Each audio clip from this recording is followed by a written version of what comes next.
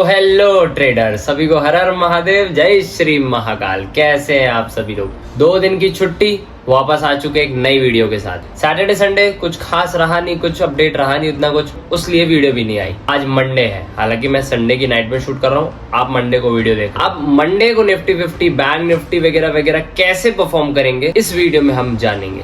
बहुत सारी न्यूज आई है, एचडीएफसी को लेके कुछ न्यूज आया, आईसीआई के बारे में कुछ न्यूज आया, पंजाब नेशनल बैंक को लेके कुछ न्यूज वगैरह आ रही है। अपडेट ये है कि एचडीएफसी बैंक में कुछ घोटाले हो चुके हैं। इस प्रकार की न्यूज आप लोगों ने भी सुनी, पूरा आराम से इस वीडियो में डिस्कशन करेंगे क्या होने वाला है, कैसा होगा और इसका असर हमारे निफ्टी 50 पे या बैंक निफ्टी में कैसे पड़ेगा, आज हम इस वीडियो में जानेंगे। जितने लोग नए हो, पहली बार मेरी वीडियो देख रहे हो, फर्स्ट टाइम सुन रहे हो मुझे, तो जाके डिस्क्रिप्शन बॉक्स बहुत ध्यानपूर्वक पढ़ लीजिएगा, जिसमें ये लिखा है कि मैं सेबी रजिस्टर्ड नहीं हूँ। मुझे सुनने के बाद, मुझे देखने के बाद जो कुछ भी प्रॉफिट लॉस होगा उससे मैं या मेरे इस चैनल का कोई लेना देना नहीं रहेगा। आप professional financial SEBI registered adviser से सलाह लेके ही स्टॉक मार्केट में काम करें। स्टॉक मार्केट जोखिमों का अधीन है। कृपया अपने विवेक, अपने दिमाग, अपने माइंड नॉलेज का इस्तेमाल करें, तभी स्टॉक मार्केट में कूदे, अन्यथा ना कूद। ठीक है। एचडीएफसी आईसीआईसी बैंक्स को लेके न्यूज वगैरह आई है कि उसमें कुछ करोड़ के घोटाले हुए हैं।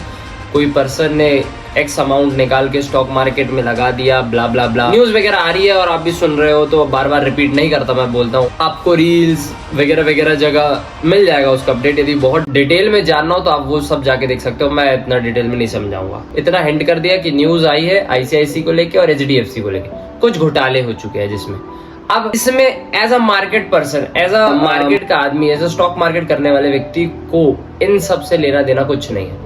एचडीएफसी आईसीआईसी में जो न्यूज वगैरह आई है उससे स्टॉक मार्केट में या पर्टिकुलर स्टॉक्स में कुछ ज्यादा खास देखने को नहीं मिलेगा, क्योंकि दोनों का जो मेल है ना वो उतना नहीं है। हाँ, हालांकि इफेक्ट थोड़ा सा देखने मिलेगा, लेकिन उतना नहीं जितना लोग समझ रहे हैं। ऐसा समझिए या ये फ्रॉड्स वगैरह जो है, अब ये हमारे यहाँ पहली बार नहीं हुआ भाई, रिकवर हो जाता है। माल्या साहब अभी टॉप पे चल रहे हैं, विजय माल्या साहब ने कुछ किया, बताने की जरूरत नहीं है, रिकवरी हो गई।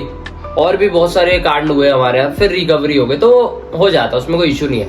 इसका पूरा असर या देखिए असर निफ्टी 50 बैंक निफ्टी पे नहीं पड़ेगा, थोड़ा बहुत पड़ सकता है, बट बहुत ज्यादा असर नहीं पड़ेगा। जैसे अभी कुछ दिनों पहले इंडियन बैंक के साथ हुआ था, तो उसमें असर पड़ा था, वो लोगों ने देखा भी, पर्टिकुलर स्टॉक वाट लग गई थी, ऐसा समझो, है ना। एचडीएफसी ऐसे में मेरे को नहीं लग रहा, एज अ पर्टिकुलर लोग कह रहे हैं, ब्ला ब्ला की बातें कर रहे हैं, मेरे को नहीं लग रहा भाई उतना ज्यादा इफेक्ट देखने को आपको नहीं देखने मिलेगा। बाकी जिसको जो कहना है कहते रहे, no effects from my side. ठीक। अब मंडे को क्या होगा, थोड़ा मंडे की तरफ आ जाए। मंडे को स्टॉक मार्केट या निफ्टी 50 बैंक निफ्टी वगैरह किस टाइप से परफॉर्म करेगा इस वीडियो में जानते हैं। ठीक है। सबसे पहले क्या देखते हैं, डेटा काहे का, एफआईआईज का।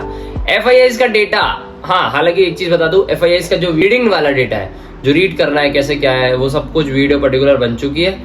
उसके बाद शर्त यह है कि जैसे ही मेरे इंस्टाग्राम में 100 फॉलोअर और यूट्यूब में 250 फॉलोअर या सब्सक्राइबर जो भी हो वो पूरे हो जाएंगे, वो तुरंत वीडियो अपलोड हो जाएगी। एफआईआईज कैश में खरीदारी की है 6 जून 2025 दिन शुक्रवार का डेटा।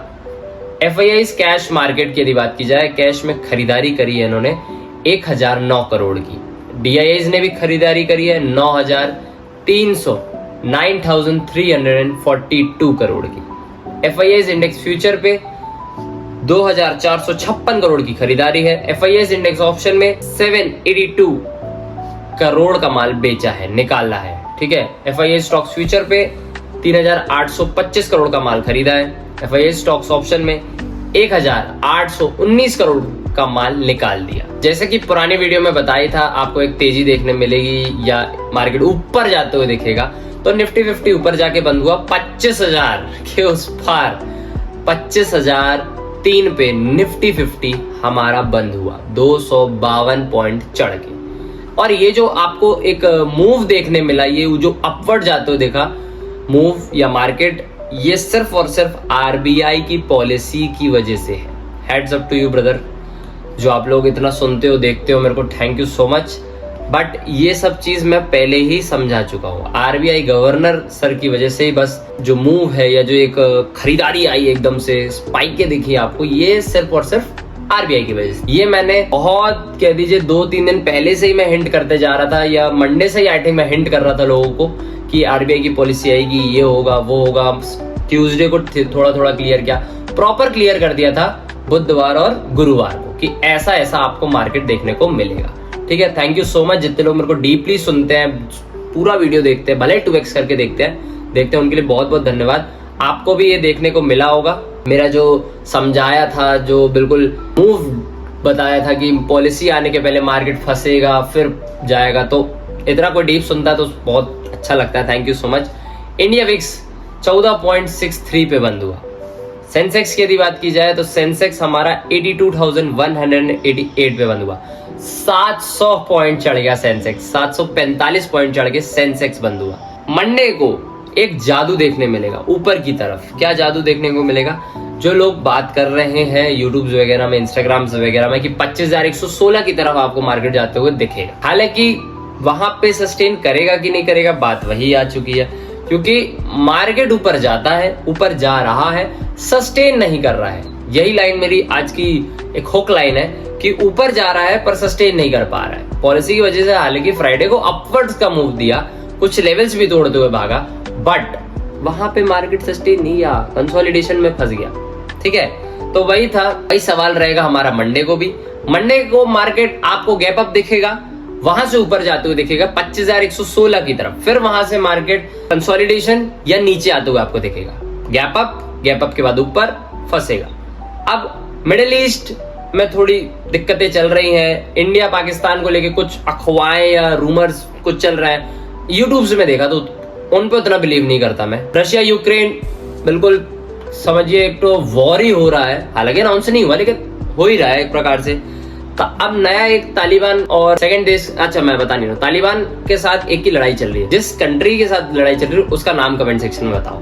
हाँ, हालांकि मैंने लिखा है बट मैं बोलना नहीं चाहता, तो तुम काम करो, तालिबान का किसके साथ अभी लफड़ा चल रहा है उसका नाम, उस कंट्री का नाम कमेंट सेक्शन में बताओ। चाइना तालिबान दोनों लगे हुए हैं, तो मतलब ऑल ओवर देखो ना जरा तुम घूम के, तो हर जगह लड़ाई चल रही है, हर जगह लड़ाई चल रही है।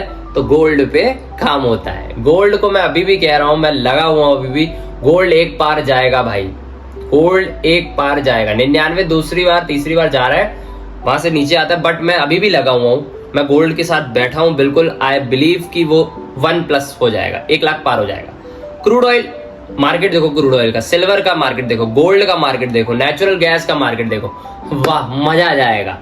मतलब इतना अच्छा मार्केट चल रहा है अभी इन सब का, मतलब मैं काम किया, मजा आ गया क्रूड ऑयल पे काम करके। ठीक है, अब लेवल्स की तरफ चले तो लेवल्स मेरे लिए सिंपल छोटा सा लेवल 25,030 यदि निफ्टी 50 काटता है तो 25,016 लास्ट फाइनल। लोग 25,300 भी कह रहे हैं बट उतना मेरे को नहीं लग रहा। 25,116 दूसरा रेजिस्टेंस, और यदि नीचे गिरा तो ज्यादा नहीं 24,670, और वहां से गिरा तो 24,600 मेरे लिए लेवल्स रहेंगे। अब ग्लोबल डेटा की तरफ चले। ग्लोबल डेटा, हालांकि मैंने आज ग्लोबल डेटा तुम देखोगे यदि तुमने नोटिस किया होगा, पहले मैं FIIs DIIs डेटा देखने के बाद डायरेक्ट ग्लोबल डेटा जाता था, आज नहीं गया।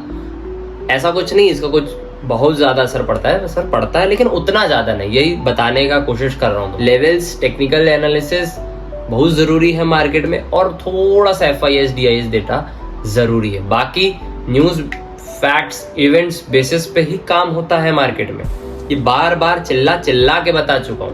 अब हमारा Indian stock market self dependent है, वो खुद पे डिपेंड हो चुका है। पहले जैसा नहीं रहा माहौल, है ना। पहले तो जैसा राउजन हो रहा है वैसे ही होगा, है ना। अब नहीं है वैसा, था हमारा एक टाइम ऐसा समय था, अब नहीं है।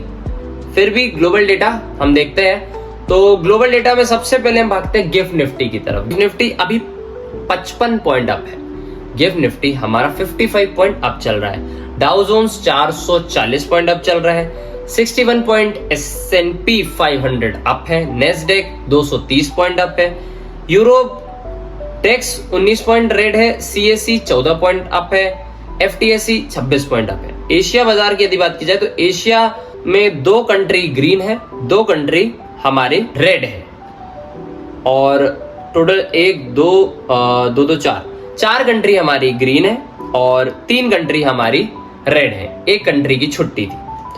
ऑलमोस्ट मिक्स है हमारा, एशिया मिक्स दिखा, और यदि बात की जाए आपके करेंसी की तो USD INR Indian rupees Indian रुपया थोड़ा सा कमजोर देखा 0.17 यानी कि 85.64 पे हमारा इंडियन रुपीस फ्राइडे वाले दिन बंद हुआ।